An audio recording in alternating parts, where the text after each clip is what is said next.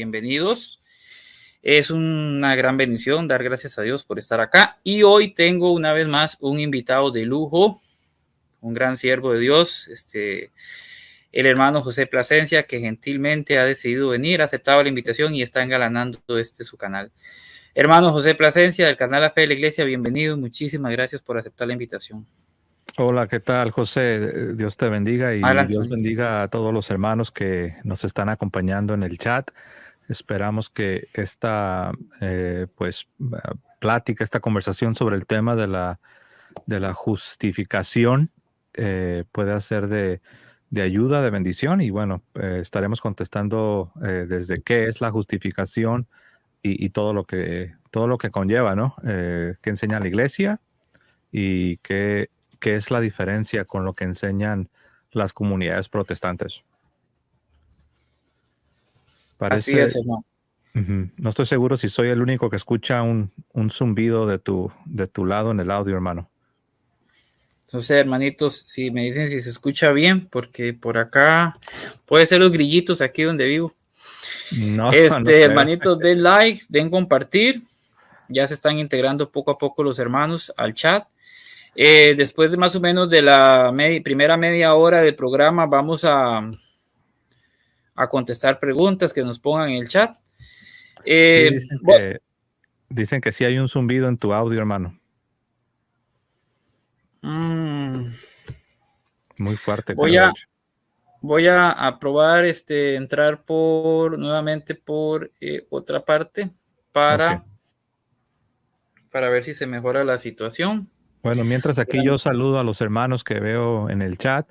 Pues saludos a todos ustedes, hermanos, hermana Elena Isabel, Dios te bendiga, hermano Gerald Ramírez, Mario González, Apologético Costa Rica, Juan Maldonado, hermano Miguel, Francisco Herrera, Clara Sánchez, Miguel Donoe y todos los demás que van llegando. Les mandamos un fuerte abrazo a todos ustedes, en lo que nuestro hermano José Garro está haciendo la transición a su celular. Parece que ya lo tenemos de regreso.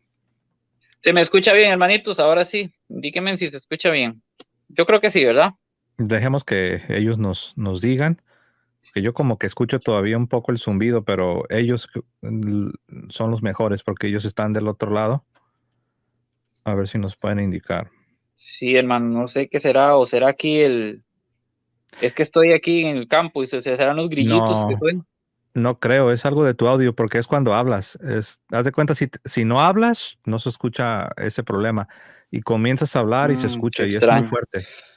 Bueno, hermanitos, ahí nos avisan. No, pues para empezar, quería, agradecerte por estar acá y tal vez brevemente, antes de entrar en el tema, nos contaras un poquito para los que no te conocen. Tú también eras protestante como yo, tú eras bautista, pero nos cuentes un poquito, así un ratito, ¿por qué te hiciste católico? ¿Qué te llevó a la verdadera fe? Hermano, un poquito ahí de tu historia, así, unos minuticos. Muy bien, pues la gran mayoría ya han escuchado un poco de mi testimonio de conversión. Rápidamente les digo que fui 20 años protestante, bautista, y bueno, por medio de escuchar lo que inició mi conversión, fue escuchar el testimonio de una persona que es un tanto conocida, Eduardo Verástegui, actor y cantante mexicano, que pues mucha gente lo conoce, y él tuvo una conversión dentro de la iglesia, y al escuchar su conversión pues me llamó mucho la atención, porque yo como protestante, yo creía y se me enseñaba que en la iglesia católica pues no, eso no había salvación, las conversiones genuinas no suceden. Y pues en esa ignorancia me encontraba yo, pero sí que me llamó mucho la atención porque no podía dudar de la conversión de este hombre. Sin embargo, pues él era católico, y eso me llevó a querer investigar sobre el catolicismo, pero no para convertirme. Yo quería investigar el catolicismo para, como se dice, para estar armado hasta los dientes y poder mostrar que el catolicismo es falso. Yo quería Yo quería demostrar que la fe católica era falsa y según yo quería conocer la fe católica aún mejor que los católicos para demostrarles a los católicos que la doctrina católica no es la sana doctrina, no es la doctrina bíblica, no es la doctrina de Cristo. En ese proceso, pues me tocó leer el catecismo, cosa que nunca había hecho. Leer el catecismo, leer algunos documentos de la iglesia, ver incluso debates entre católicos y protestantes. Y cuando nos toca ver un debate, un buen debate, sucede que no solo estás escuchando la postura con la que tú estás de acuerdo como protestante, sino también estás obligado a escuchar, o al menos se entiende que deberías estar escuchando la posición contraria. Y eso me sucedió a mí. Estaba escuchando atentamente la posición católica, porque en verdad sí la quería comprender. Y al estar escuchando la posición católica, me fui dando cuenta que las cosas no eran como yo pensaba.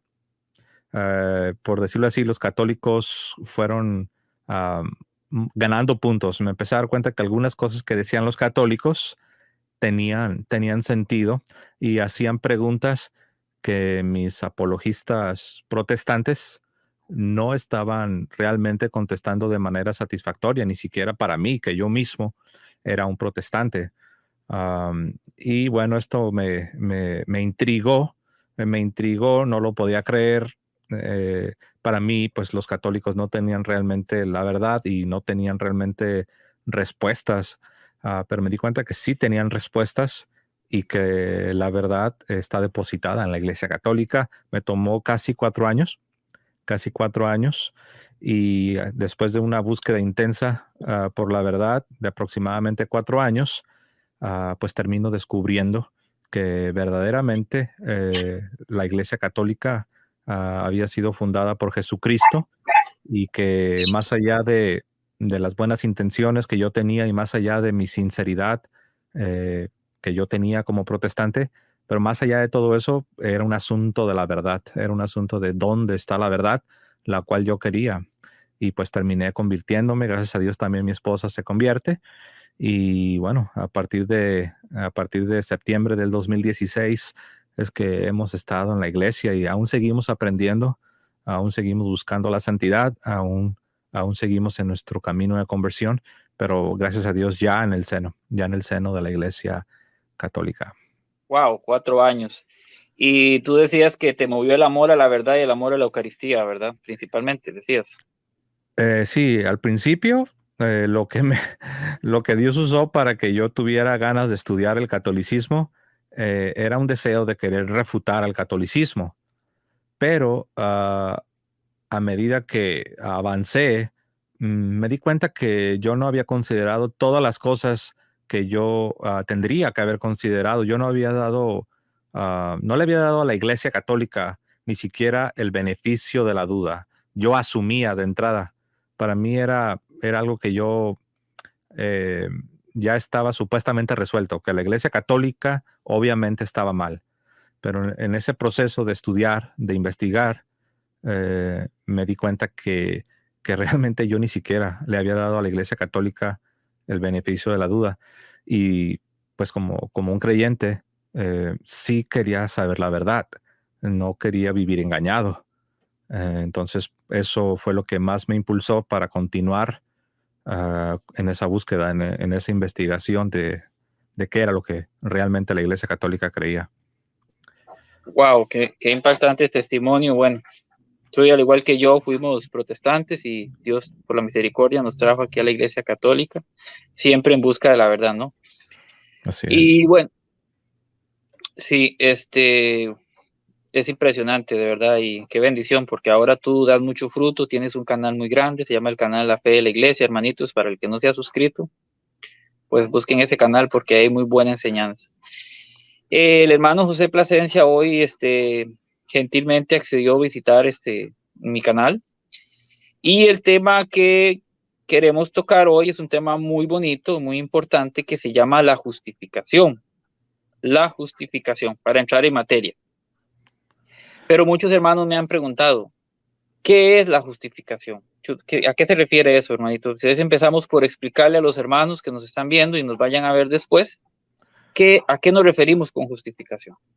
Así es, bueno, pues comencemos, ¿no? En nombre del Padre, el Hijo, del Espíritu Santo.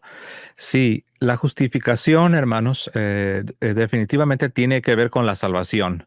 Obviamente ya cuando estudiamos las doctrinas nos damos cuenta que tenemos que distinguir entre salvación, justificación, incluso redención.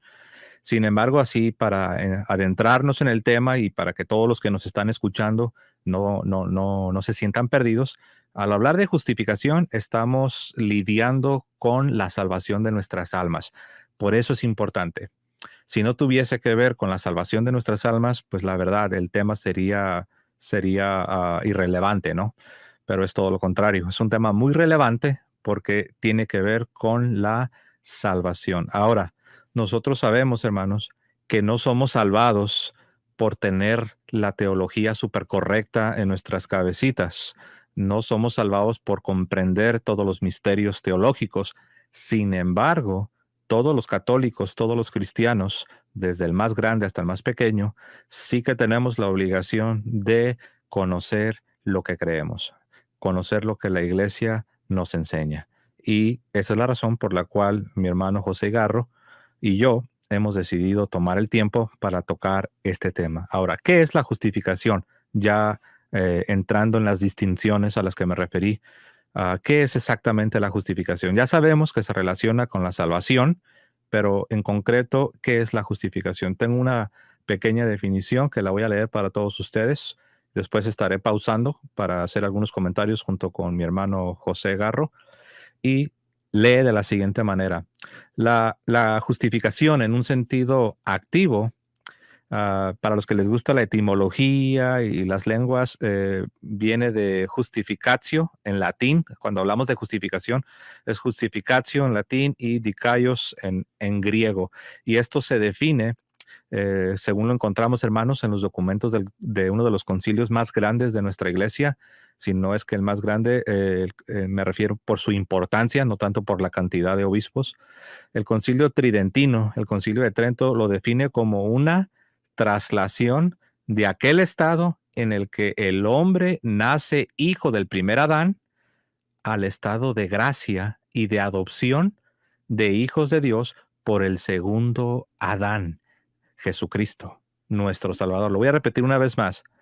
Según lo define el Concilio Tridentino, la justificación es una traslación, es una, si se quiere, es una transportación, ser transportados de aquel estado en el que el hombre, el ser humano, nace hijo del primer Adán, al estado de gracia y de adopción como hijos de Dios por medio del segundo Adán, Jesucristo, nuestro Salvador. En otras palabras, cuando nacemos, según la procreación biológica y natural, nosotros nacemos en Adán, nacemos en el primer Adán, en esa raza caída, pero por medio de Jesucristo, nosotros somos adoptados en el segundo Adán. Como alguien lo dijo, hermanos, O sea, se nos traslada.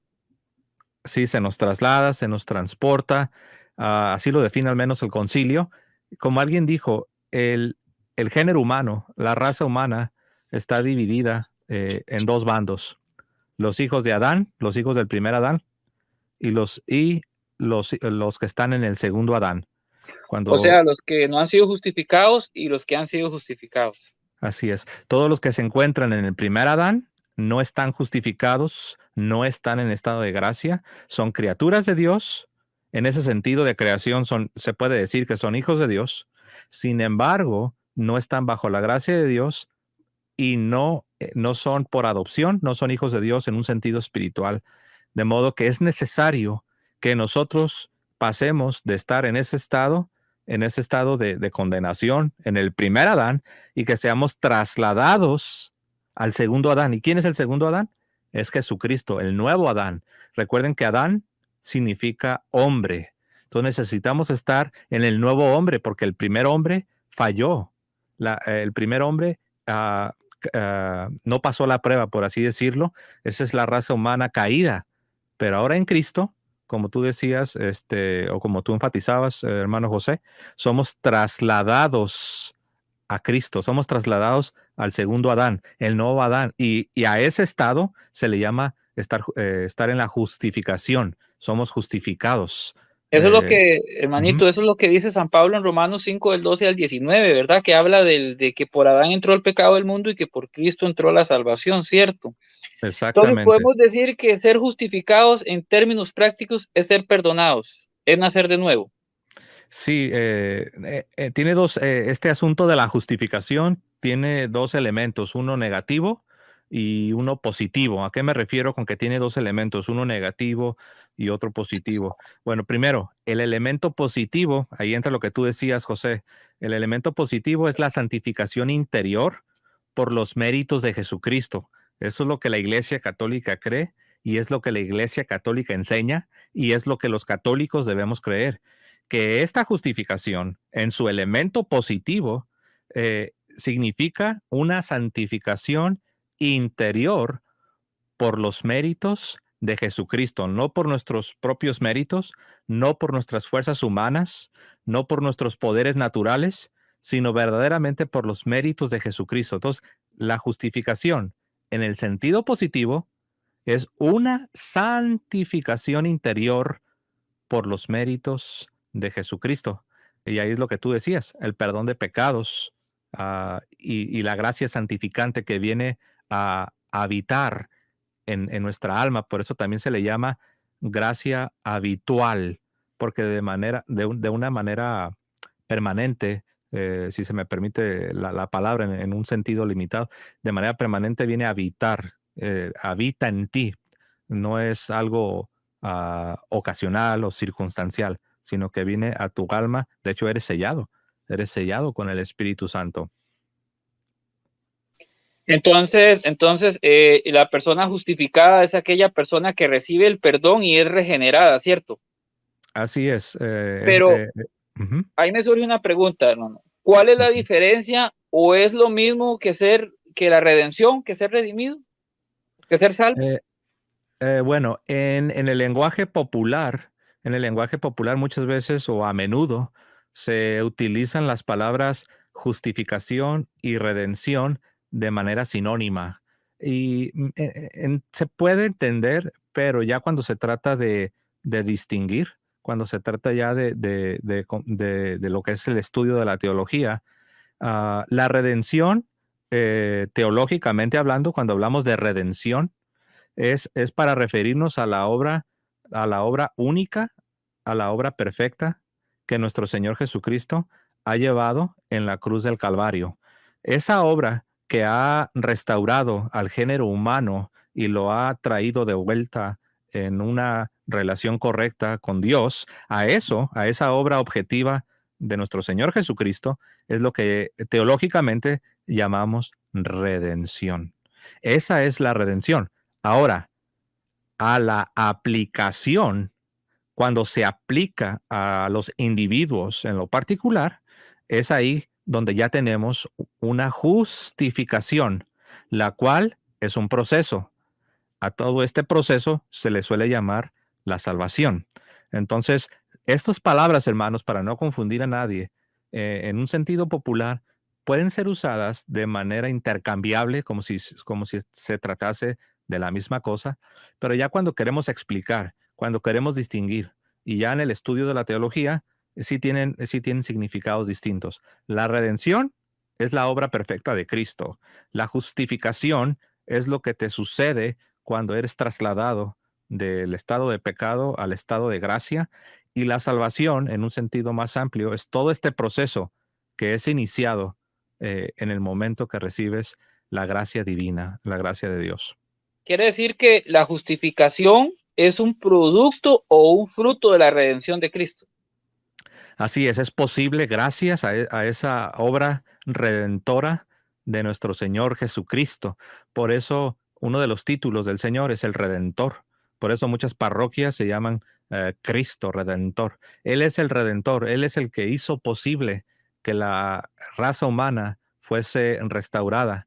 Pero esa obra se debe aplicar en el tiempo y cuando se aplica es cuando comienza la justificación de los hombres, del ser humano. Y la salvación es cuando ya la persona llegó al cielo, que se puede decir se Ya salvó. cuando, ya cuando consideramos todo el proceso, porque recuerden que la justificación no es solo un instante en el tiempo, en el pasado, como algunos protestantes hablan así, ¿no? Dicen, yo fui salvado o justificado Ya fui el salvo. 15 de enero de 1986 y lo ven todo como en el pasado. La Sagrada Escritura comprende no solo el pasado, no solo el inicio, sino es el inicio, sí, claro. Y luego hay un desarrollo, hay una progresión. Y luego hay una consumación, es pasado, presente y futuro. Entonces, todo ese proceso es lo que llamamos justificación. Por eso se dice que la justificación va en aumento, debe ser aumentada. Los protestantes lo que hacen, al menos los de la teología reformada, ellos han Ajá. creado una separación entre justificación, que es la parte inicial, así la ven ellos, y dicen que todo el resto ya es santificación. Y dicen que esta santificación no afecta, no afecta tu justificación o no afecta tu salvación. Desconectan la santidad del estado de gracia. Es un tanto confuso, la verdad. Yo he hablado, obviamente he hablado con muchos reformados y siempre están batallando para tratar de conciliar esa separación, que no debe haber una separación, debe haber Entonces, distinción. entonces, hermanito, no se vale ese yo soy salvo ya. Yo soy Es, salvo, siempre ujú. salvo. No se vale. Sí, que hay que decirlo que no todos los protestantes creen esa doctrina de una vez salvo, salvo para siempre. Sin embargo, hay quienes sí lo creen.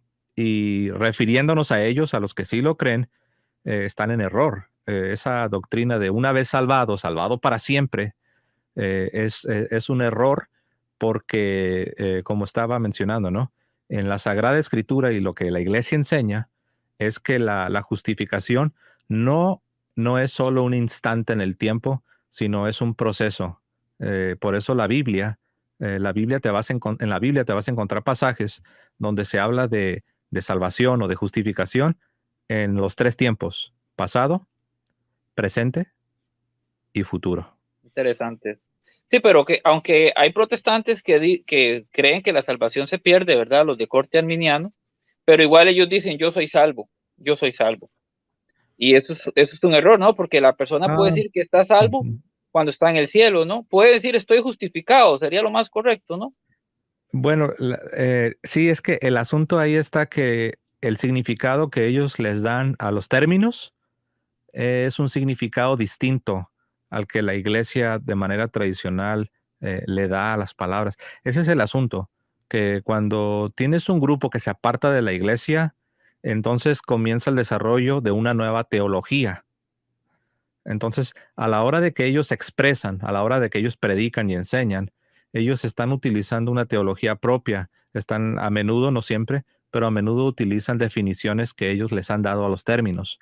Entonces, si se entiende bien lo que es estar en salvación a la manera católica, uno puede decir, no, yo creo hasta lo mejor de mi conciencia que estoy en estado de gracia. Yo creo hasta lo mejor de mi conciencia que yo estoy en estado de salvación, porque eso es, hermano. Estar en estado de gracia significa estar en un estado de salvación. No Ahora, estar en pecado mortal. exacto, no estar en pecado mortal. Ahora, eso no significa que estamos diciendo, como algunos protestantes afirman, que ya estamos absolutamente seguros que no importa lo que pase, seremos salvados y que ya tenemos la salvación futura asegurada de manera infalible, ¿no? Eso es el pecado de presunción, es lo que la iglesia condenó precisamente en el Concilio de Trento y es algo que nosotros no podemos afirmar porque no tenemos esa certeza absoluta e infalible de que ya tenemos garantizada la salvación en el tiempo futuro. Por eso Jesús dice que debemos perseverar hasta el final, que persevere hasta el final será salvo. También San Pablo nos dice que cuidemos nuestra salvación con temor y temblor. Es un proceso, en verdad es un proceso. El mismo San Pablo dice en 1 Corintios 9, 26, 27, parafraseando el texto, miren que yo golpeo mi cuerpo, no siendo heraldo de muchos, venga a ser descalificado. Entonces, San Pablo era consciente que tenía que esforzarse, porque en 1 Timoteo 1:15, él dice que de los pecadores él es el primero. Entonces, San Pablo era realista, era humilde, y San Pablo no se las daba de salvo, siempre salvo, ¿verdad? Entonces, todo esto que estamos comentando, si yo te pregunto, bueno, justificar es ser trasladado del hombre viejo al hombre nuevo, de Adán a Jesucristo, es ser perdonado en términos prácticos, ¿verdad? Ujú. La justificación viene de la redención, de la obra redentora de Cristo y nos lleva a la salvación, ¿verdad? Que es llegar al cielo, ¿no? Para entender. Pero si yo te Así pregunto, es. entonces en términos prácticos, ¿cuál es la diferencia de la justificación según la doctrina católica o el cómo ser justificados y la doctrina protestante? O sea, ¿cómo somos justificados? Ok. ¿Y cómo lo enseña la Iglesia Católica? ¿Y cómo lo enseña el protestantismo? Ok, vamos a hacer algo. Voy a leer lo que dice el compendio del catecismo que preparó, si mi memoria no me falla, el Papa Emérito Benedicto XVI. Y les voy a leer lo que dice este compendio del catecismo de la Iglesia Católica.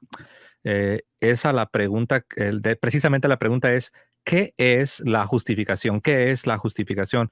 A lo cual el compendio del catecismo responde, la justificación es la obra más excelente del amor de Dios.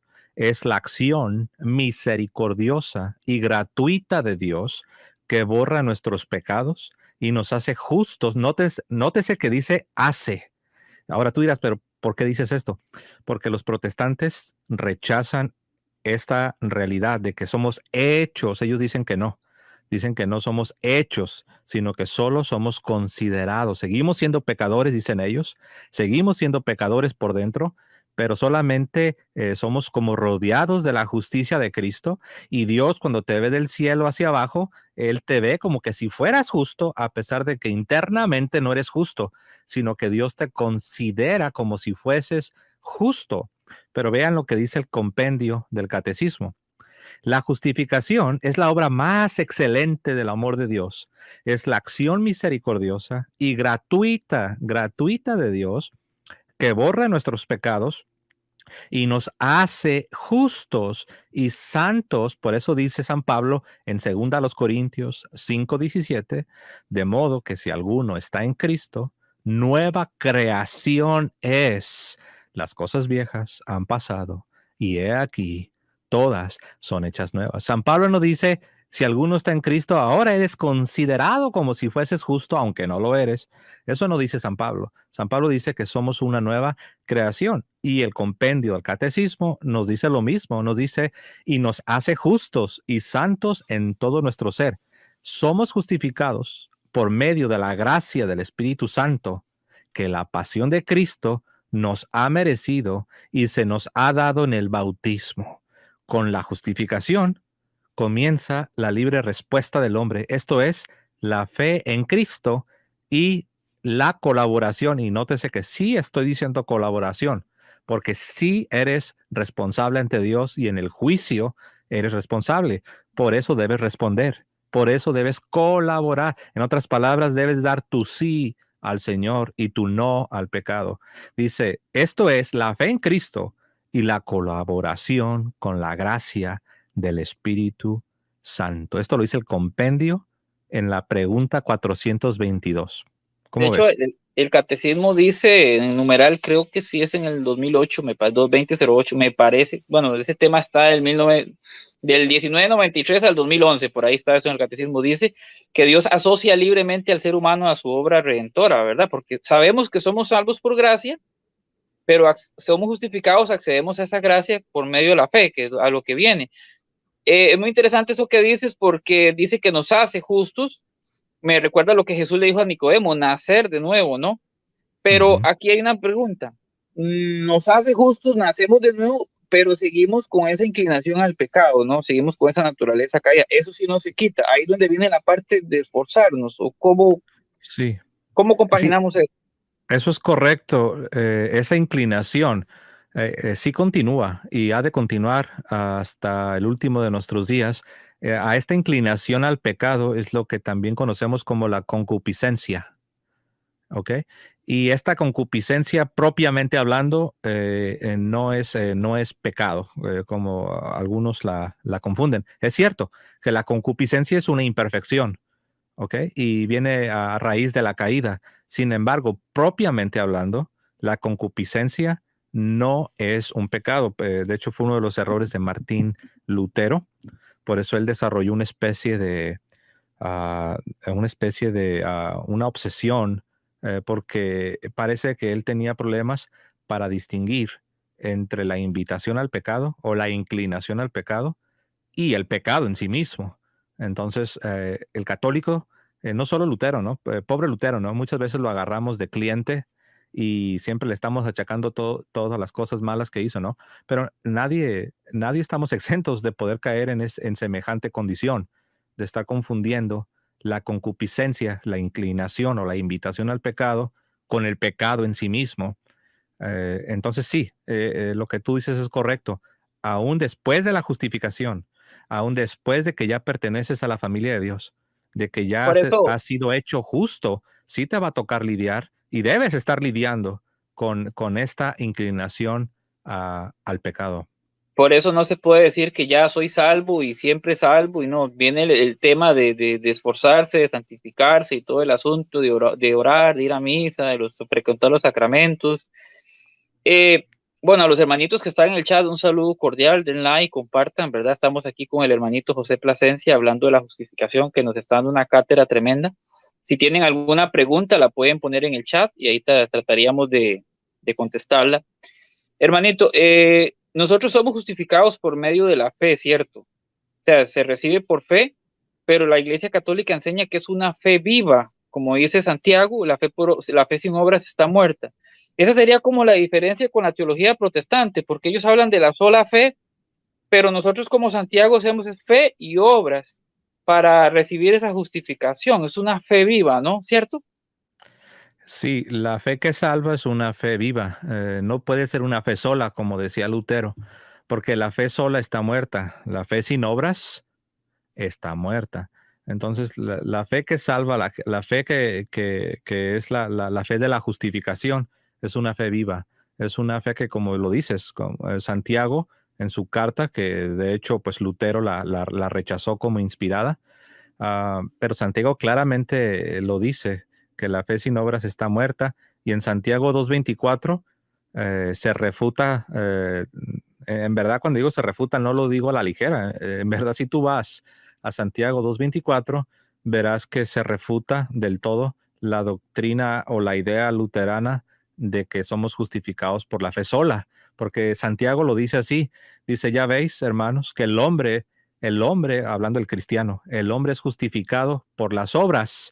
Obviamente él está hablando de las obras de la gracia, las obras cristianas. Dice, ya veis, hermanos, que el hombre es justificado por las obras y no por la fe sola.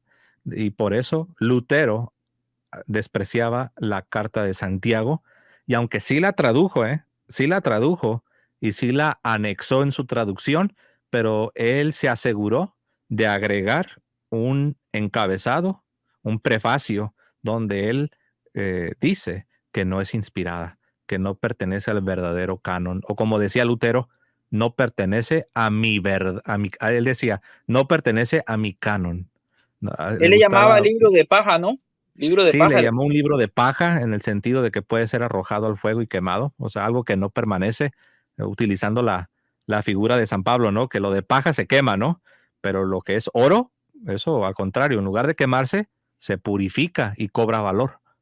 Entonces, sí De le llamó. hecho, Ujú. De hecho, es interesante eso que dices, perdón, porque a veces cuando se debate el tema del canon bíblico, los protestantes hablan de 7 libros menos en el Antiguo Testamento y que la iglesia se los agregó, pero muchos de ellos no saben que el protestantismo también quiso sacar libros del Nuevo Testamento, incluyendo la Carta de Santiago, me parece que el Apocalipsis, ¿verdad? Haciendo como un paréntesis, eh, ellos dicen, no, es que los del Antiguo Testamento, pero no saben que el protestantismo quiso sacar también libros del Nuevo Testamento, como la Carta de Santiago por este tema, ¿no?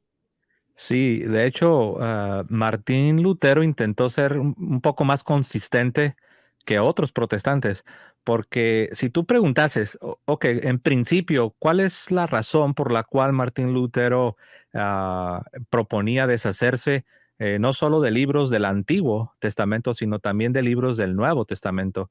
Y la respuesta es muy sencilla. Es porque como los reformadores, según tenían un lema que se llamaba volviendo a las fuentes o regresando a las fuentes, entonces ellos regresaron a los primeros siglos del cristianismo donde había libros tanto del Antiguo Testamento como del Nuevo Testamento que eran puestos en duda. Eran libros que su canonicidad o su inspiración divina era puesta en duda. Entonces, basándose en ese principio, es que se rechazan 7 libros del Antiguo Testamento, que es los que hoy conocemos como deuterocanónicos. Pero Lutero dice, a ver, esperen, entonces, ¿qué hacemos con los deuterocanónicos del Nuevo Testamento? Es decir, ¿qué hacemos con los libros del Nuevo Testamento que también fueron puestos en duda y que también se dudó mucho de su inspiración por ciertas personas? Entonces, Lutero intentando ser consistente, agarrando parejo, por decirlo así, del Antiguo y del Nuevo Testamento, él se toma la libertad de rechazar 4 libros en lo particular. Martín Lutero rechazaría Santiago, Hebreos, Judas y Apocalipsis. Ahora, hay que decir, Martín Lutero también fue selectivo, porque si tú preguntas, ¿solo 4 se ponían en duda? La respuesta es no. Eran 7 libros del Nuevo Testamento. Qué Wow. casualidad, ¿no? También eran 7, eran 7 del Antiguo y 7 del Nuevo, eran 7 que se ponían en duda, pero por alguna razón que desconozco, Martín Lutero fue selectivo y él solo rechazó la inspiración divina de 4 libros. Entonces, bueno, como dices tú, no nos queremos salir del tema, pero la razón que llegamos a este punto es porque la doctrina luterana de la justificación por la fe sola, sin la necesidad de las obras, es refutada precisamente por Por la Santiago carta de Santiago. 2:24, ¿no? Fíjate, permíteme leer en continuación de lo que les estaba leyendo, ¿no? Ujú. Recuerden que les mencioné que la justificación tiene 2 elementos, uno positivo, o sea, te da algo, y también tiene un elemento negativo, o sea, te quita algo. Fíjense qué bonito la justificación, te da algo y también te quita algo. Entonces ya vimos que lo que nos da es santidad, ¿verdad? Y lo que nos quita o el elemento negativo es a donde quiero llegar. Dice, aunque estos elementos son objetivamente inseparables, o sea, lo que recibes y lo que te es quitado, es como que todo funciona, es parte de un todo. Y vean, dice, aunque estos 2 elementos son objetivamente inseparables, ya que el perdón del pecado es prácticamente un efecto de la santificación interior, debemos tratarlos por separado para poder refutar más eficazmente la herejía luterana de que el pecado no se borra, sino que simplemente, entre comillas, simplemente se cubre, y que la justificación consiste, según ellos, en una imputación. Yo lo explico como que imagina que estás tú parado y llegan y te ponen una sábana arriba de ti, un Ujú. casco, una cápsula, una burbuja. Así Te veían ellos. etiquetan. Sí, ajá. Ellos no creen que la justificación es algo que no creen que sea un cambio en tu interior. Por eso ellos dicen que no somos hechos justos, sino que solamente somos considerados justos. Y por eso ellos le llaman imputación, imputación, una Sí, imputación externa. que no responde por la respuesta libre del hombre. Un saludo cordial a los hermanitos en el chat, den like y compartan. Por ahí anda mi Beticita, Vale. Cuídese, dice que anda en la calle. Saludos a Ok. los hermanos del chat. En- Si alguno tiene una pregunta, la puede escribir en el chat, para que aquí el hermano José Plasencia nos responda. ok, Saludos de verdad. para continuar, hermano, entonces esta imputación de la que hablan los protestantes, al menos los históricos, esta imputación es algo externo. Y dicen que lo que se te imputa es la justicia de Cristo, y esta justicia de Cristo vendría siendo como la burbuja o la sábana, o como decías tú, la etiqueta que te queda por afuera. Entonces, quiero decir algo sobre lo que se nos quita, el elemento negativo. Eh, Primero, Lutero sostenía que la naturaleza humana estaba radicalmente depravada. Ahí entra la famosa total depravación de la naturaleza humana. Ujú. Él sostenía que la naturaleza humana estaba radicalmente depravada por el pecado original. Y decía él que la justificación consiste en que el pecado original y mortal ya no se imputa al pecador, o sea, ya no se le considera. Es decir, no se borra, sino que se cubre. Él decía que se cubre. Y él ponía un ejemplo. Era un ejemplo que tal vez suena tal vez nos sonará un poco rudo a nosotros, porque era un ejemplo que los campesinos de la región donde él vivía, los campesinos podían entender el ejemplo. Y él decía que era como una montañita de estiércol, que eran comunes en los campos. Él decía que era como una montañita de estiércol, que cuando venía el invierno y descendía la nieve, esa montañita de estiércol era cubierta por la nieve, por la blanca nieve, por la pura y blanca nieve. Y él decía, así es la imputación de la justicia de Cristo. Dios ya no ve el estiércol de adentro. Dios ya no ve la negrura, las tinieblas de tu pecado, sino que ahora Dios ve la nieve, la blancura y la pureza de afuera que representaría la justicia de Cristo. Y la Iglesia Católica tuvo que condenar esa doctrina, porque lo que enseña la Escritura, lo que enseña Cristo, San Pablo, y lo que siempre se ha enseñado, es que esa no es la justificación. La justificación es que viene la gracia divina y ocurre una transformación interior en el alma. Hay un cambio interior, una santificación interior. En verdad, eres hecho justo, aunque no significa que ya eres libre del todo, o sea, no significa que ya no tienes lucha con el pecado, porque tú lo dijiste, todavía permanece la inclinación al pecado, que es lo que se le llama la concupiscencia. Entonces, esa es la razón por la que la iglesia condena la idea luterana de la imputación, y a donde quería llegar es a esto. El perdón de los pecados, por tanto, según lo explicaba Lutero, consiste simplemente en que ya no se te imputan los pecados, allá Dios no te los toma en cuenta. Esta herejía fue incorporada en la fórmula de la concordia, que es la fórmula luterana, en la fórmula de la concordia y en otros libros simbólicos de la iglesia luterana, y posteriormente adoptada por Juan Calvino. Ahora, la iglesia católica siempre, hermanos, siempre ha sostenido que la justificación es una renovación del alma, por la que sí se borran los pecados del hombre y éste se convierte, noten la palabra, convierte, hay una conversión, transformación, renovación, santificación interna. Ahora, algunos protestantes responden diciendo que sí creen en todo esto, pero dicen que eso ya viene después y no es lo mismo que la justificación. Ese es el error luterano, ese es el error de la teología protestante histórica.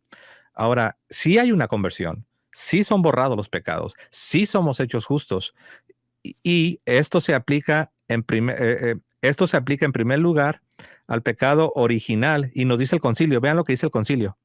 El concilio de Trento dice, si alguien niega que por la gracia de nuestro Señor Jesucristo, que se confiere en el bautismo, se perdona la culpa del pecado original, o incluso afirma que no se quita de todo, que no se quita todo lo que tiene de verdadero y propio el pecado, sino que dice que solo se levanta o no se imputa, si alguien afirma esto, sea anatema.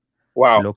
Lo que aquí define respecto al pecado original el concilio, lo reafirma en otro lugar respecto al pecado mortal. O sea, no nomás es el pecado original, sino que el concilio, esta definición se le aplica a todo el pecado, aún a través de la vida cristiana. No es cubierto solamente, no es solamente de que Dios ya no lo ve, no, Dios lo borra, Dios en verdad, sí hay una transformación, una renovación, una santificación en el alma cristiana. De hecho, es muy interesante porque, bueno, por pecado original el catecismo define que es la pérdida de la santidad y la justicia originales, ¿verdad? Se pierde esa amistad con Dios, la naturaleza no queda totalmente depravada, como dicen los calvinistas, es una naturaleza herida que sigue inclinada al pecado, pero como bien explicabas de la justificación, somos trasladados del viejo hombre, del Adán, al nuevo hombre, Cristo Jesús, pero seguimos con esa inclinación. Con respecto a cómo somos justificados, bien decías también que somos justificados por fe y obras, pero obras de caridad cristiana, ¿verdad? Sí. Diferente, porque, Ujú. perdón, cuando San Pablo dice no por obras para que nadie se gloríe, él está hablando de las obras de la ley, pero no de la caridad cristiana, ¿verdad? Sí, algunos se confunden cuando encuentran esos pasajes de San Pablo en la carta a los Romanos o la carta a los Gálatas, donde San Pablo claramente está lidiando con otra herejía, que es la herejía de los judaizantes, la herejía judaizante. Ellos querían que los ya cristianos se hicieran judíos para entonces sí ser considerados verdaderos hijos de Dios, lo cual es un error.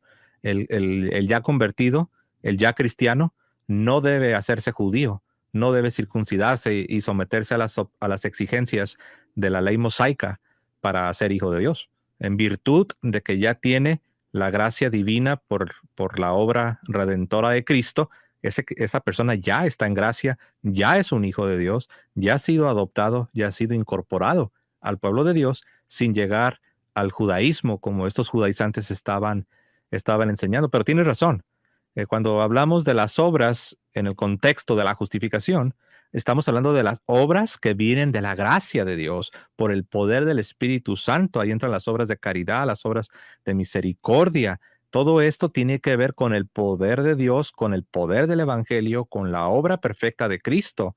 No estamos hablando ni de las obras de la ley, ni de las obras paganas, ni de las obras que cualquier persona puede hacer con sus fuerzas o sus poderes naturales. No, estamos hablando de aquello que viene por la misma gracia de Dios.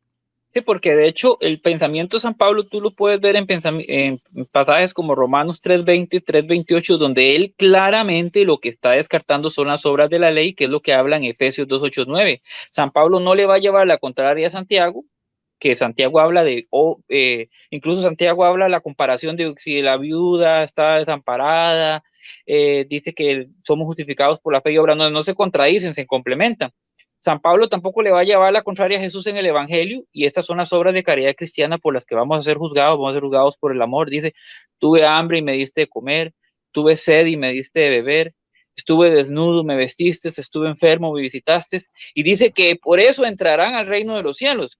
Y los que no lo hicieron serán apartados a su izquierda porque tuve hambre y no me dieron de comer. Entonces somos justificados por una fe viva que va de la mano, fe y obras, pero hablamos de obras de caridad cristiana, eh, no de la ley, y podemos decir que esa es la gran diferencia, ¿no? Con la teología protestante.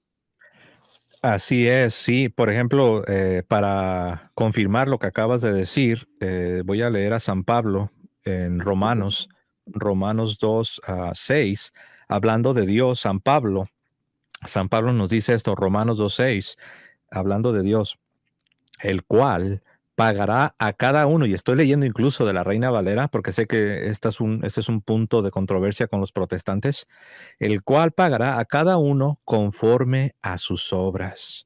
Vida eterna a los que perseverando en bien hacer, que de hecho en el griego ahí es en hacer buenas obras, perseverando en bien hacer, o sea, perseverando en buenas obras, buscan gloria y honra e inmortalidad. Y luego después dice, pero ira y enojo a todos los que son contenciosos y no obedecen a la verdad, sino que obedecen a la injusticia. Entonces, claramente, en el verso 6, San Pablo dice que Dios pagará a cada uno conforme a sus obras. Wow. ¿Nos puedes repetir la cita, hermanito? Romanos capítulo 2, verso 6. Esa cita se echa abajo todo el tema del tulip, ¿no? Y a la sola fe. Sí, sí, es que pues las teorías en el caso de lo que tú dices del tulip, para los que no saben qué es eso de tulip, es un acróstico que cada letra de esa palabra tulip representa una doctrina calvinista, ¿no? Pero sí, ahí entran muchas cosas. Permíteme leer lo que tengo aquí. La, la teoría así condenada, estoy hablando cuando hablo de la teoría, me refiero pues a la doctrina de Martín Lutero y la llamada justificación por la fe sola. Esta teoría, así condenada solemnemente por los padres del Concilio de Trento, es antibíblica y está opuesta a la tradición de la Iglesia. La enseñanza bíblica sobre este punto puede reducirse de la siguiente manera. Número uno, la remisión de los pecados concedida en el proceso de justificación es una verdadera aniquilación de la culpa. Es decir, los pecados perdonados dejan de existir en el orden moral, aunque no, por supuesto, en el histórico. Por ejemplo, si yo era un ratero, verdaderamente, eso, cuando Dios me perdona, la culpa de esos pecados es aniquilada, es borrada en el sentido moral, pero no en el sentido histórico. ¿Por qué? Porque si la policía llega a tocar la puerta de mi casa por los crímenes que yo cometí, por lo que robé en el tiempo pasado, yo con justicia debo ir a pagar por esos crímenes. Y alguno dirá, ¿pero qué no se supone que ya la obra perfecta de Cristo ya te perdonó? ¿Por qué? Eso se parece como el purgatorio, ¿no? Cuando los protestantes dicen, pero ¿por qué ustedes católicos creen en el purgatorio? ¿Qué no crees que la obra de Cristo es perfecta y que ya te perdonó? Sí, ya me perdonó y fue borrado, en verdad, fue borrado a la culpa de mi pecado, pero en el sentido histórico hay consecuencias. Es que Entonces, exactamente, ujú, perdón, de hecho el sí, sí, pecado tiene dos cosas, culpa y pena, culpa y consecuencia, así es. que es lo que se paga aquí o se paga en el purgatorio. Así es, y como nos dice el salmista, ¿no? El rey David, en este caso, en el Salmo 51 o en la Vulgata es el Salmo 50, verso 3 dice así: Ten piedad de mí, oh Dios, según tu gran misericordia y según la multitud de tus piedades. Borra, borra mi iniquidad. Y también en Isaías 43:25, Isaías 43:25, yo soy el que borra tus iniquidades. Después de que Dios ha borrado un pecado, este pecado ya no existe. No es como decía Lutero, que sí existía, pero que Dios como que si se hacía que no lo veía o como que ya no lo consideraba. Entonces, para que vean que la doctrina de la iglesia está en consonancia con la realidad, o sea, no es, por eso algunos describen la teoría de Lutero como una ficción legal, ficción de algo falso, algo que no es real, una ficción legal, porque Lutero decía que seguías siendo un pecador, pero que Dios como que ya no ve que eres un pecador y ahora solamente te ve como que si fueras un santo y un justo. Y la iglesia condenó eso porque no es esa la realidad cristiana. Entonces, permítanme un Esa, momento. Ujú, esa adelante, teología hermano. estaría diciendo que el poder de Dios es incapaz de regenerarte por dentro, estaría diciendo que es limitado, ¿no? Prácticamente de manera indirecta, aunque yo sé que no es el propósito, pero la conclusión sería esta que acabas de decir. Por ejemplo, mira, en Hechos 3:19, leemos, por tanto, arrepiéntete y conviértete para que tus pecados sean borrados. Los tres pasajes que hasta ahora he mencionado hablan de pecados que son borrados, son aniquilados. Número uno, Salmo 51:3. Número dos, Isaías 43:25, y este otro pasaje que acabo de leer en el libro de los Hechos, ya se me pasó Tres aquí. diecinueve me parece. Sí, así es, 3:19, Hechos 3:19. Incluso también, no lo leí, pero lo leo ahora, Isaías 44:22. He borrado tus iniquidades como una nube y tus pecados como una niebla. ¿Cómo como una niebla? Pues sí, la niebla, te asomas por la ventana y la ves que está lleno de niebla y 15 minutos después te asomas y ya ha desaparecido. Así sucede con tus pecados en la justificación que el Señor te concede por su gracia. Son borrados tus pecados. No es de que sigues viéndote como un pecador miserable y sigues siendo un pecador, pero que solamente Dios como que, como que si no lo ve, o como decía Lutero, ¿no? Que estás rodeado. Dice, tú por dentro sigues siendo un, un impuro, un pecador, pero solamente te rodea por fuera la justicia de Cristo. Eso no lo enseña la escritura, no lo enseña la iglesia. Entonces estamos viendo dos grandes diferencias entre la teología de la justificación según la Iglesia Católica, la Iglesia de Cristo y la teología protestante. Una, el efecto de la justificación. Ponías el ejemplo de la nieve sobre el estiércol, ¿no? Como quien dice, nada más tapa, como el que barre y echa bajo la alfombra. Te hace ver, eres considerado. Y la segunda diferencia, que somos justificados por una fe viva, una fe que va con obras de caridad cristiana, y ellos dicen sola fe. Entonces, ¿podemos concluir que esas son las dos grandes diferencias? ¿O podríamos ver algo más? Pues esto que acabamos de mencionar, esto lo abarca todo, ¿no? Pero si queremos ir desmenuzando, hay muchas ramificaciones, ¿no? Yo creo que aquí, para ya manejarlo ya más a un nivel más práctico y no estar manejando demasiados términos, a un nivel práctico pudiéramos manejarlo de la siguiente manera, a manera de pregunta. ¿Son necesarias las buenas obras para la salvación final? ¿Sí o no? Es una pregunta. ¿Son necesarias las buenas obras para la salvación final? ¿Sí o no? El Dice, protestante responde que no son necesarias. El católico responde que sí. de hecho, Apocalipsis 20:12 dice que los muertos serán juzgados según sus obras, dice el texto, lo dice clarísimo, ¿verdad? Y si O volvemos al también, pasaje del Evangelio de Mateo 25, el 31 al 46, cuando el Señor le dice, vengan a los derechas, venid benditos de mi Padre, porque tuve hambre, tú me diste de comer, y a los de la izquierda ir al fuego eterno, porque tuve hambre y no me diste de comer, pues no creo que no pueda ser más claro, ¿verdad? De que seremos juzgados según las obras en el amor, obviamente, pues teniendo fe, porque las dos cosas, tampoco estamos hablando aquí de pelagianismo, que es creer que somos salvos solo por obras, no, estamos hablando de fe y obras, pero sí, somos juzgados, sí son necesarias. claro, y noten que la pregunta decía que si las obras cristianas, o sea, las buenas obras, son necesarias para la salvación o la justificación final. Noten que dice final. ¿Por qué? Porque nosotros ya vimos que la justificación en su etapa inicial, cuando la recibes al principio, esto viene de la gracia divina.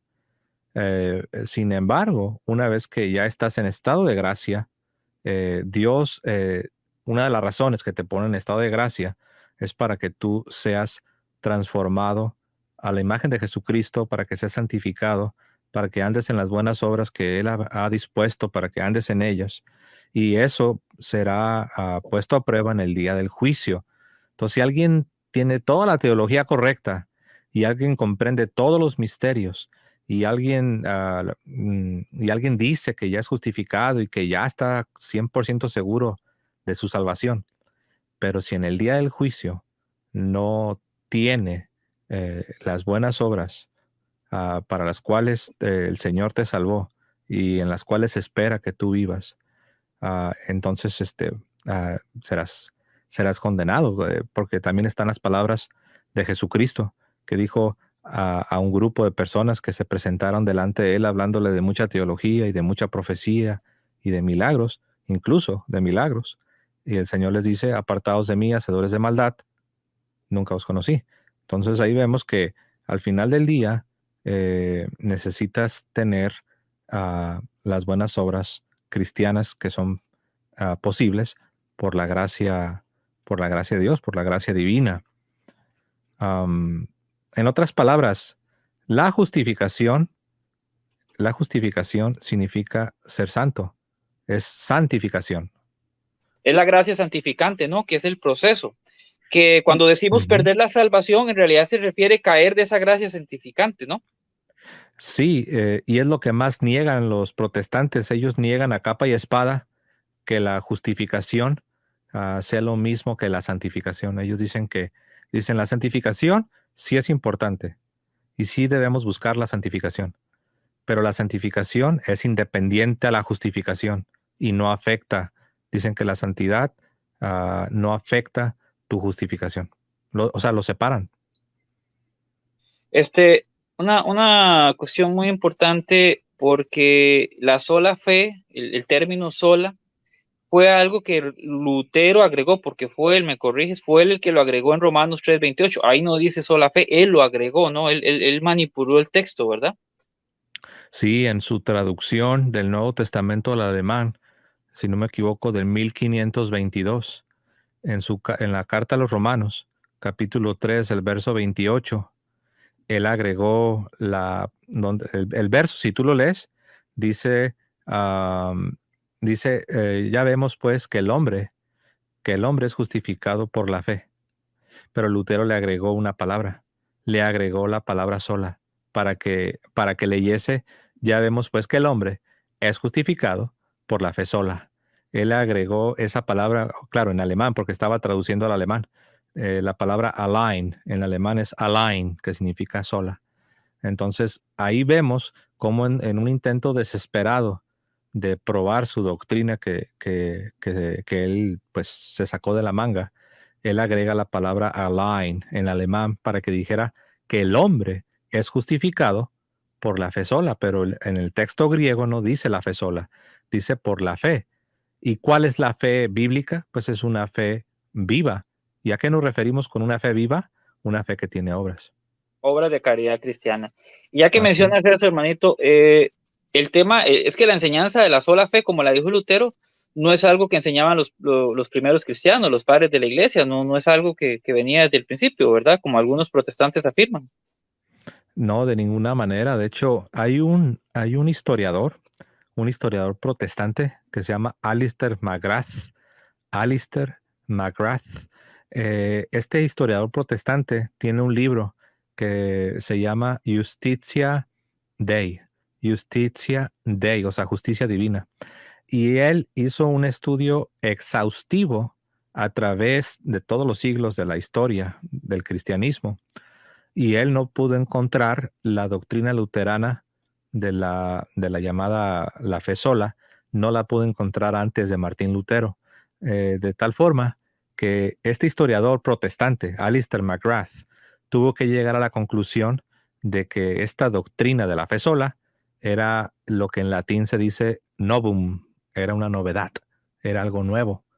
Entonces, ahí están las pruebas. Algunos en un intento desesperado de defender la doctrina esa de la fe sola, buscan de manera aislada frasecitas en la patrística, en los padres de la iglesia, buscan frases donde esté la palabra fe y la palabra sola para decir, ves, ahí está nuestra doctrina. Pero si lees el contexto, no están hablando de la doctrina luterana de la fe sola. Simplemente es como decir, la fe solamente, la fe solamente es la que nos salva. Y los católicos no tenemos un problema con utilizar esa frase.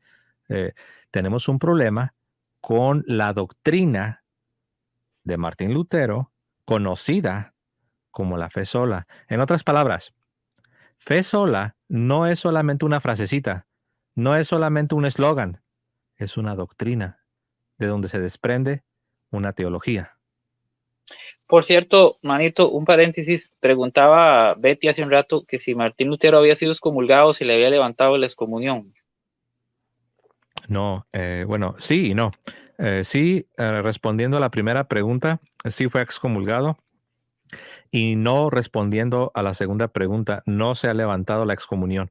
Hay un mito que anda en las redes que supuestamente se le levantó la excomunión a Martín Lutero, el cual es falso. Hasta el día de hoy, la excomunión no ha sido levantada. Entonces, no sé de dónde sacan esa información que la excomunión de Martín Lutero fue levantada. Eso es más falso que un billete de $3. Así es, hermanito. Entonces nosotros podemos entender, como para ir recapitulando, ¿verdad? Esta tremenda enseñanza. Eh, la justificación no es otra cosa que ser pasado del viejo Adán, del viejo hombre, al nuevo hombre en Jesucristo, o sea, somos regenerados por dentro, ¿verdad? Esa Ujú. justificación es obra de la obra redentora de Cristo, es obra de la redención. Gracias a la redención de Cristo podemos ser justificados, hechos justos, perdonados, para alcanzar la salvación, ¿cierto? ¿Verdad? Que es un Sí, proceso Ujú. ¿Está bien o correcto? Sí, es correcto, es un proceso santificador. La justificación es un proceso santificador, el cual conlleva las buenas obras cristianas que son posibles por la gracia de Dios, por el poder del Espíritu Santo. Y si no están presentes, si este proceso santificador no es una realidad en nuestras vidas, si estas buenas obras cristianas que son posibles por la gracia de Dios, por el poder del Espíritu Santo, si esto no está presente en nuestras vidas en el día del juicio, entonces no podemos afirmar que seremos salvos, porque Dios, como dice San Pablo en Romanos 2, verso 6, Dios pagará a cada uno según sus obras. El mismo Señor Jesucristo en el Apocalipsis 3:10 dice: sé fiel hasta la muerte y yo te daré la corona de la vida. Entonces, también San Pablo, yo sé que nos estamos enfocando mucho en este asunto, ¿no? De la fe sola, y es bien importante, ¿no?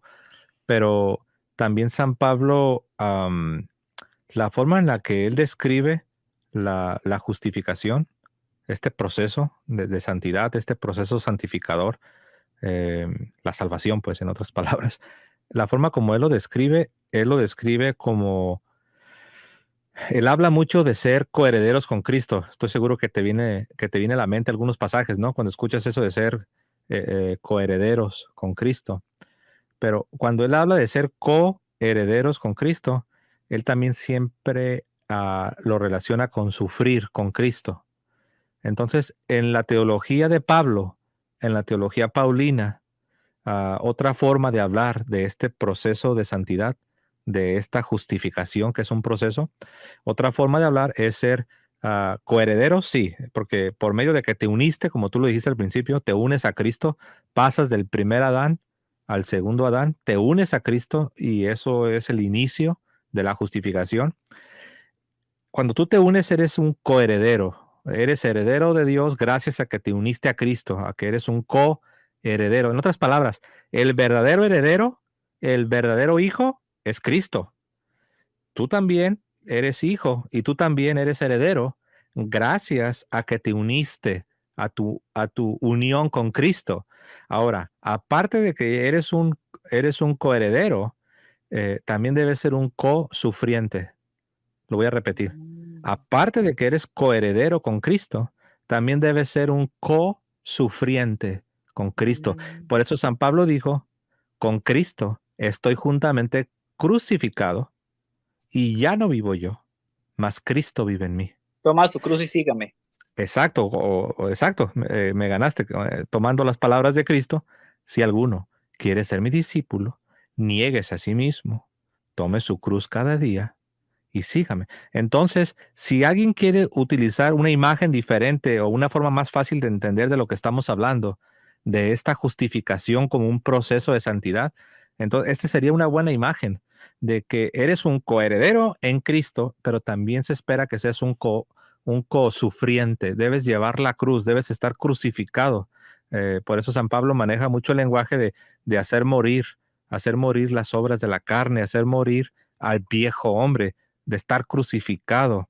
Habla también de quitarte el ropaje del viejo hombre y de ser revestido de Jesucristo. Entonces, otra manera de hablar de la justificación es hablar de sacrificio, de sacrificio, pero no cualquier sacrificio. Es el sacrificio de Cristo, pero tú te unes al sacrificio de Cristo y en esa unión en que te mantengas en ese sacrificio, en esa unión, por eso eres un co-sufriente. Cuando tú te mantienes así, es entonces cuando se dice que tú estás siendo justificado y si tú partes de esta vida en esta condición, entonces es cuando tú estás a salvo, mueres en la amistad de Dios, mueres en la gracia de Dios y hay un teólogo que hay que decirlo, el teólogo que señaló esto no es católico, es protestante, pero de hecho a él lo han atacado porque dicen que se está haciendo católico. Él dice que hablar de la justificación en la realidad es hablar de glorificación, porque muchas veces nos referimos a la glorificación solamente para hablar del tiempo futuro, cuando ya recibamos un cuerpo nuevo. Pero en la realidad, glorificación es todo este proceso. Cuando tú eres incorporado a Cristo, eres hecho hijo de Dios por medio de la gracia del bautismo, ahí comienza esta glorificación que tiene su cúspide, tiene su clímax, tiene su consumación en aquel día, cuando ahora sí recibas un cuerpo nuevo, y es entonces la consumación de este proceso de glorificación. Am, no sé si por ahí no quiero confundir a nadie. No, de hecho, hay algo muy importante que aclarar, ¿verdad? La iglesia enseña que somos salvos por gracia, es un regalo de Dios, pero esa gracia se recibe por medio de la fe, o sea, somos justificados por medio de la fe, como bien explicabas, una fe viva. Las obras, tú decías que son por la gracia de Dios, claro que sí, Dios las pone en ti para que tú las ejecutes o no, las uses o no. Eso me recuerda a la parábola de los talentos, ¿verdad? Que a uno se le dio uno, a uno se le dio dos y a uno se le dio cinco. Te ponen los talentos, te ponen las obras, tú sabes si las usas, las multiplicas o las entierras, ¿verdad? Pero darás cuenta por eso. Por eso es una fe viva. Voy a salirme un momentito del celular y entrar por la compu, hermano, y me dice si este último comentario mío está en lo correcto o le falta. Ya para ir No, terminando. sí, así es, hermanos. Entonces, en cierto sentido, podemos decir que este proceso de santificación al que llamamos justificación, también es un proceso de glorificación que debe ser completado. Cuando ya venga la resurrección de los muertos, porque es lo que decimos en el credo, cuando recitamos el credo, hablamos de la resurrección de los muertos, ¿no? Creo en la resurrección de la carne. Un día vamos a recibir un cuerpo nuevo pero esa ya es la parte final, eso ya es la consumación, el clímax de la glorificación. Quiero leerles aquí un párrafo que habla, que yo escribí para hablar de esto. Permítanme un momento. Y aquí lo tenía enfrente de mí. Aquí está. En cierto modo, hermanos, San Pablo está enfatizando a su audiencia judía que la glorificación es como la cúspide o la punta del iceberg, es la cúspide o la punta del iceberg del gran fundamento de ser hijos de Dios por medio de Cristo. Entonces, hermanos, la justificación es un proceso de santidad, es un proceso de santificación. Tiene un inicio, pero también tiene un desarrollo y también tiene un final, tiene una consumación. ¿Cómo ves, José? Hermano, yo estoy, pues súper feliz, súper contento por pues, la tremenda enseñanza que nos diste. De verdad que me gustaría tenerte aquí 3 horas, pero no se puede. Es Pues yo, por acá de nuevo. Dime. si hay preguntas, podemos tomar tiempo para preguntas. Yo no tengo que salir corriendo, así es de que aún hay tiempo si alguien tiene preguntas. Si algún hermanito tiene pregunta, que la ponga al chat. Un saludo cordial al padre Carlos Mojica, que anda por ahí del canal Apologética Maús, mi padrecito Mojica. Bendiciones.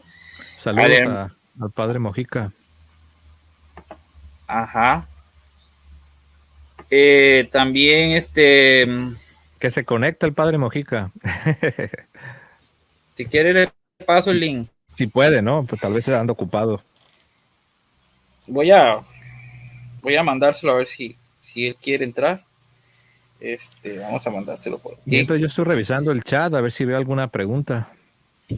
Saludo cordial a Juan Mandoldao, Rosemary Lehman, Rosa Mística, Radio Católica Jesús y María, que es Gustavito Martínez, Francisco Estrada, Sergio Cobian, Isabel, Escuela Apologética Católica, que es mi hermano René Torres, Juan Maldonado, que está colaborando, está promocionando tu canal en el chat, Pablo Mairena, Antonio Valencia, María Cortés, Adela Cortés, Beticita linda que andaba por ahí, Isabel Félix, todos los hermanitos, dice Mario Carmona también, y a todos los hermanitos que pues que den like y compartan. Saludo cordial a los que lo vayan a ver después. Ya le mandé el link al padre, no sé, padre Mojica, si quiere entrar. Bueno, mientras te voy a leer una cita más, mientras que vemos si hay alguna pregunta. Permítame un momento. Ok, entonces, sobre esta idea de la que estaba hablando, de cómo la justificación siempre va de la mano de la glorificación, o sea, porque muchos quieren hablar de la justificación como algo que ya quedó completado, es del pasado, y no es así. Eh, tan no es así que la glorificación, que es cuando vamos a recibir un cuerpo nuevo, está de la mano de la justificación. O sea que verdaderamente es un proceso. No puedes decir que ya la justificación ya es algo totalmente consumado y que es algo del pasado y que ya lo tiene 100%. Para mí, honestamente, el error más grande de la teología protestante es decir que la justificación solo es un instante en el pasado y que no es un proceso.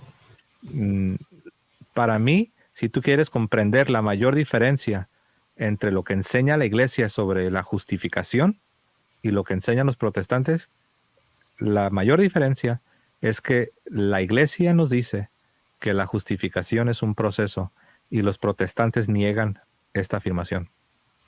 Hay una pregunta ahí, hermano, bueno, está indirectamente, pienso, relacionada con el tema. Hermano Houston, saludos, también apologético Costa Rica.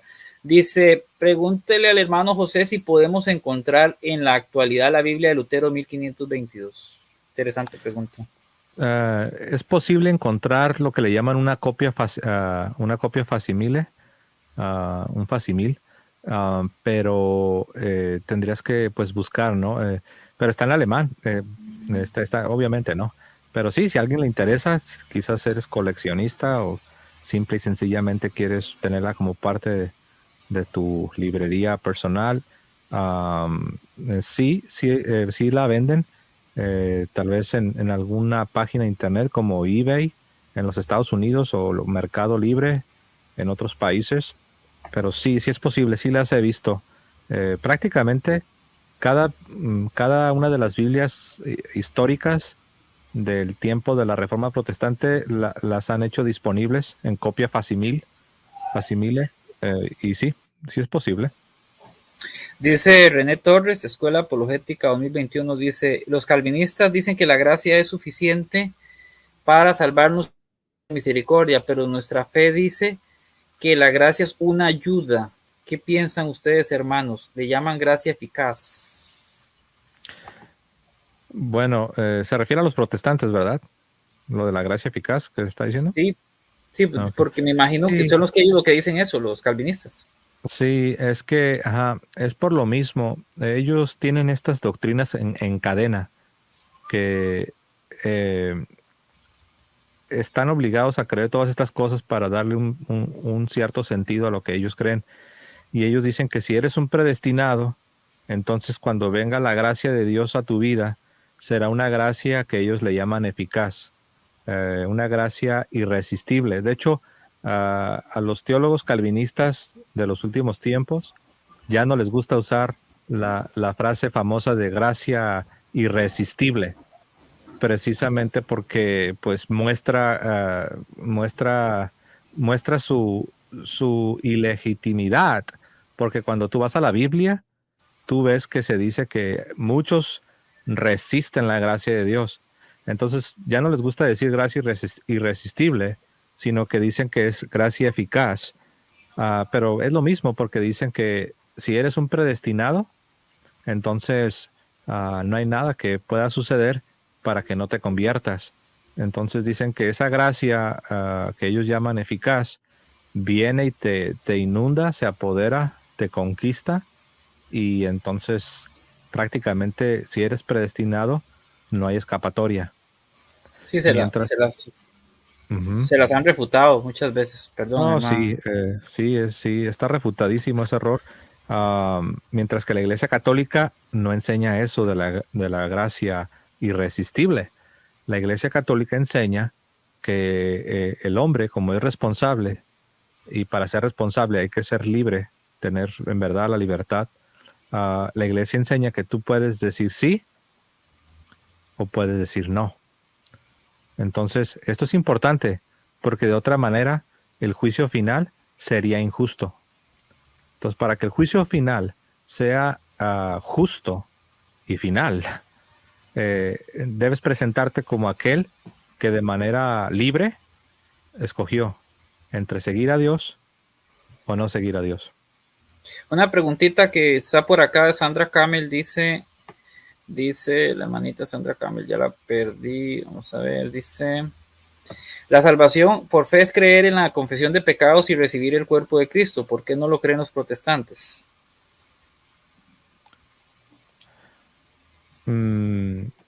A ver, ¿puedes repetir la pregunta una vez más, por favor? Dice, la salvación por fe es creer en la confesión de pecados y recibir el cuerpo de Cristo. ¿Por qué no lo creen los protestantes? Porque son protestantes. Sí, la razón que no lo creen es porque han recibido una enseñanza distinta. Ellos creen lo que reciben. Entonces, la enseñanza que ellos reciben es una enseñanza que está en error desde sus raíces, desde que nace.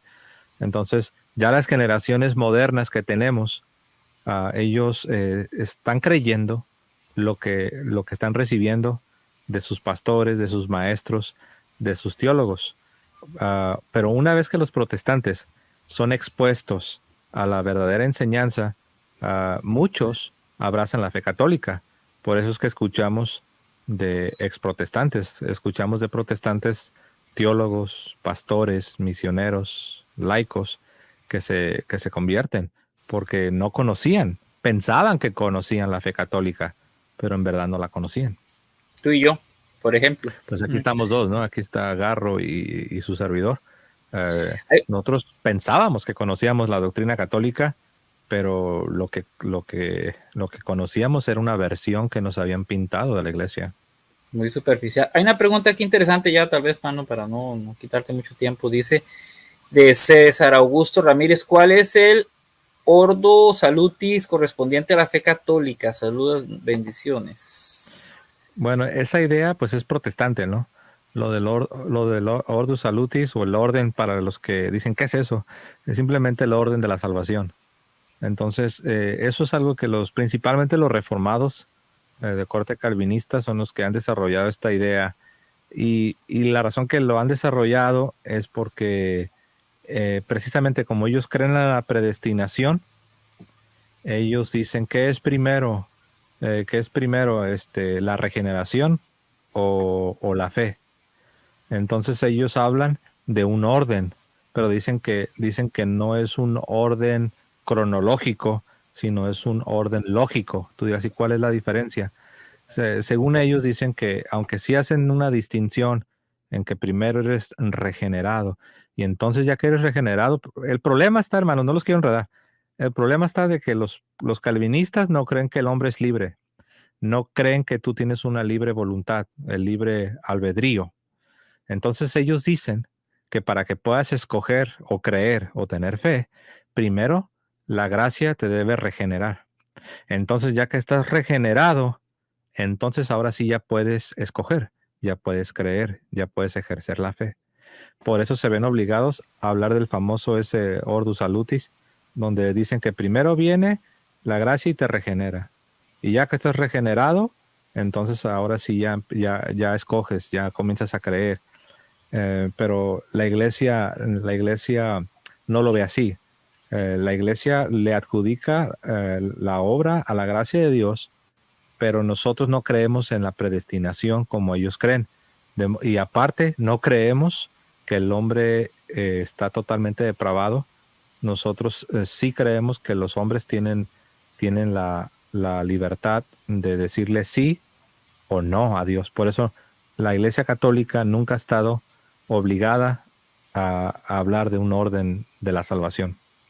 No, y aparte de que somos hechos a imagen de Dios, no podemos decir que estamos totalmente depravados. Una última preguntita, que ya que mencionaste esto, y está interesante, hermano, ya. Judas fue predestinado, dicen, preguntan ahí.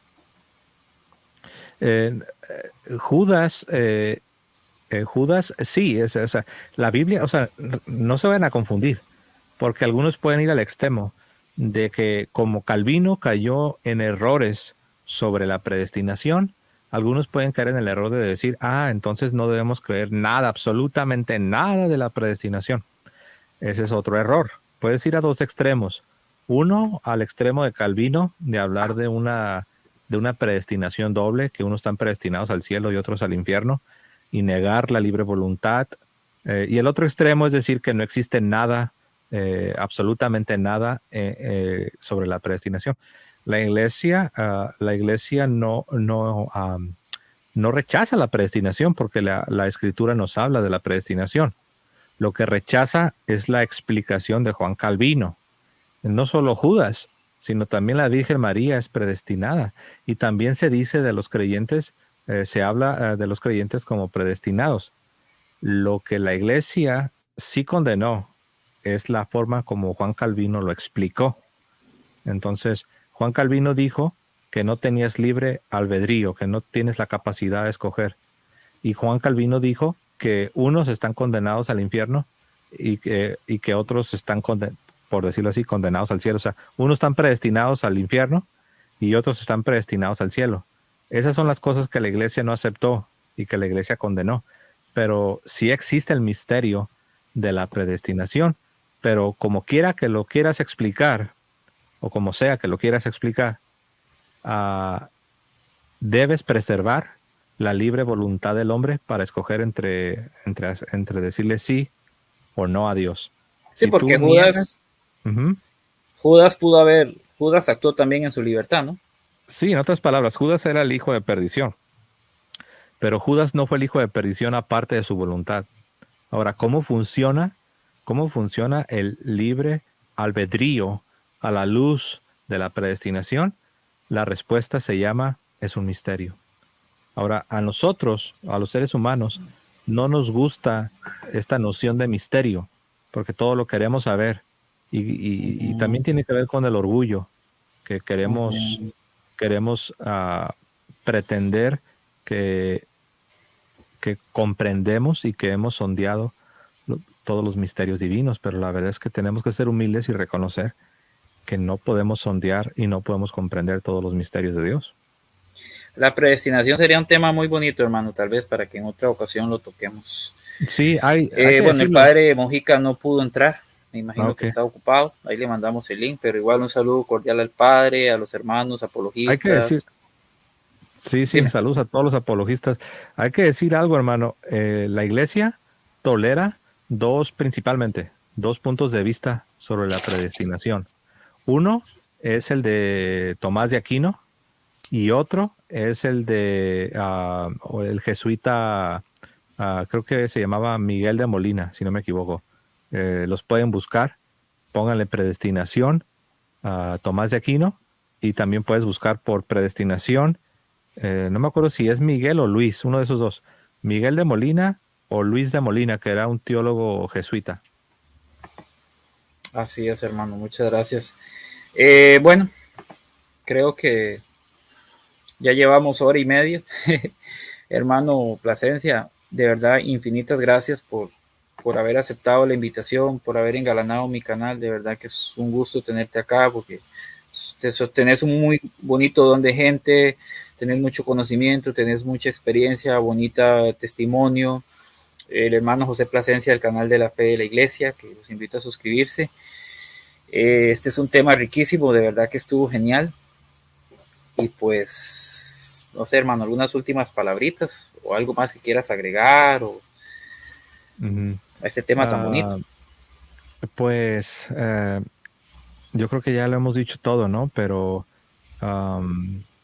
pues, ¿qué les puedo decir, hermanos? Aquí es muy sencillo. Simplemente recuerden que dice el autor de la carta a los Hebreos que sin santidad nadie verá al Señor. Entonces, la justificación es un proceso de santificación. No es, como algunos lo imaginan, como un boleto que compras y que ya lo tienes asegurado. La justificación no es solamente un instante en el tiempo pasado. La justificación es hablar de un proceso de santidad y debemos mantenernos en ese proceso de santidad. Entonces, cuando tú escuches que tú puedes ser justificado 100% de una vez y para siempre, que es algo instantáneo que ocurre y que una vez que lo obtienes ya no lo pierdes. Entonces debes saber que estás escuchando teología protestante. Y yo sé que hay variaciones. Están los otros más modernos que hablan de una vez salvo, salvo para siempre. Pero todas estas variaciones no son católicas. No las debes creer porque también van a afectar tu vida. Hay un calvinista que ahora es católico. Es un calvinista, nació en cuna calvinista y ahora es católico. Y él platica de cómo su teología calvinista ya le estaba afectando su vida moral, su vida espiritual. O sea, estaba afectándole en cómo él estaba lidiando con el pecado.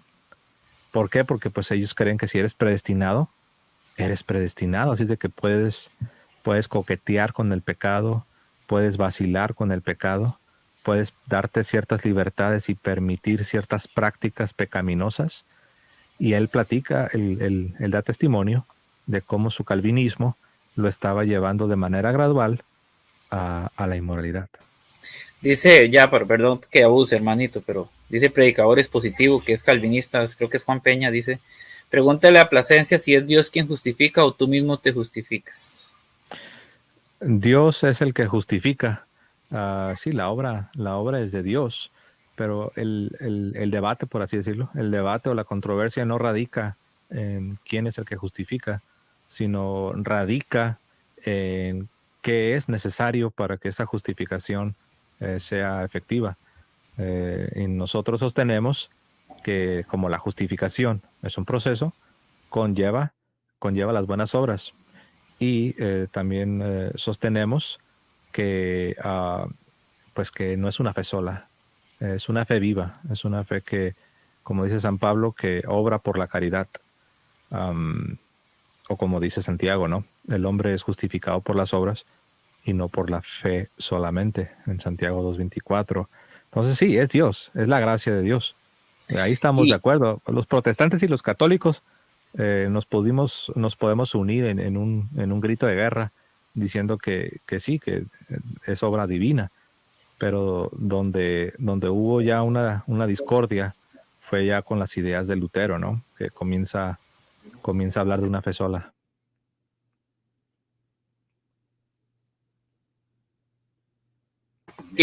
¿cómo se llama? Implica la respuesta libre del hombre, ¿verdad? Que esa es la diferencia, que no Sí. anula la libertad. Ujú. A los reformados les incomoda mucho el lenguaje de colaborar, de colaborar o de responder a la gracia divina, porque ellos dicen que el hombre, pues no tiene libre albedrío. Así es, hermano. Bueno, muchísimas gracias de nuevo, José Plasencia, por venir a mi canal, por engalanar mi canal. De verdad es un gusto tenerte acá. A los hermanos den like, den compartir, suscríbanse a este canal y también al del hermano José Plasencia, La Fe de la Iglesia. Espero que vengas otras veces, ¿verdad? Hay muchos temas. Claro que sí. No, Y gracias, pues, gracias a ti, hermano, y a todos los hermanos que están en el chat. Gracias por su tiempo y les mandamos un fuerte abrazo y un saludo.